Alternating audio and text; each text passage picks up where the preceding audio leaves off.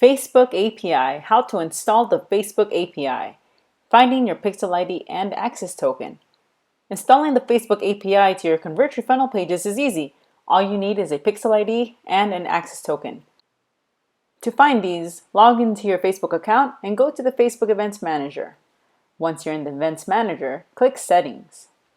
Scroll down until you find a Pixel ID made of numbers. To find your access token, scroll down until you see the Generate Access Token. Click Generate Access Token and you'll be shown a long alphanumeric code. Integrating the Facebook API. Once you have your Facebook Pixel ID and access token, log into your Convertri account and click Account in your dashboard. On the left column, choose Integrations. Hover over the Facebook conversion card. Click Setup. Enter your Pixel ID and your access token, which you generated from the previous step. Click Save. You're done.